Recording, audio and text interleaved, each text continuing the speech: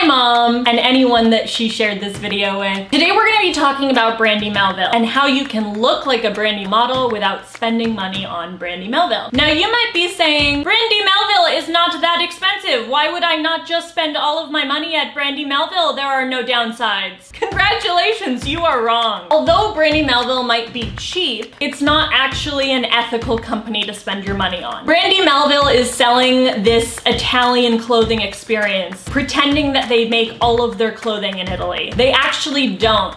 They use factories in China. And these factory workers make about $970 a month working 15 hours a day. That means each and every one of these factory workers is making about $3.23 per hour. Now you might be saying, well, the people in these countries have no other options and $3.23 an hour is better than other things they are getting. But we're people and we should care about other people. And treating someone poorly just because their other options are also poor doesn't cut it for me. Brandy Melville is also not doing much to help our environment. If you know how much clothing can hurt our environment, you know that it's important to spend your money where you know that the people in charge of making the clothing really do care about making a difference. Because after all, fast fashion is actually the world's second most polluting industry. And Brandy Melville is using materials like non-organic cotton, spandex, and nylon, which are all really bad for the environment. So essentially, Brandy Melville is cutting corners to give you cheap clothes. But when I look at a Brandy Melville model, besides their mane of long, crazy hair, the thing I see is, oh, that just looks like a girl who thrifts her clothes. Like all the clothes at Brandy Melville I could get at Goodwill. So I decided to show you some outfits I thrifted that look like Brandy Melville outfits. So you can be a Brandy Melville model without putting people through rough lives and trying to kill the environment. Yay, win-win!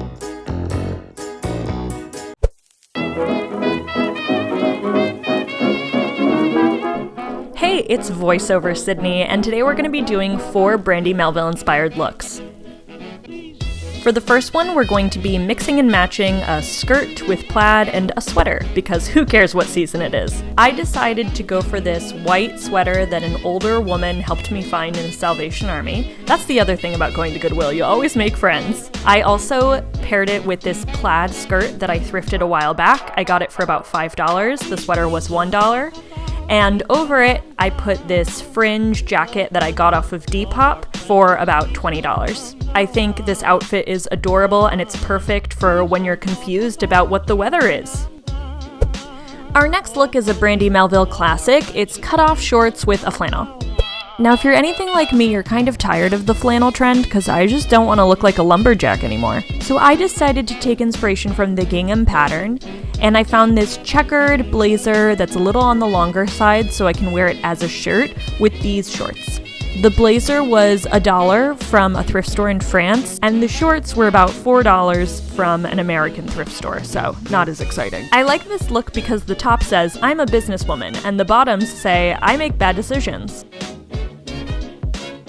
The next look is a silk cami with some funky shorts.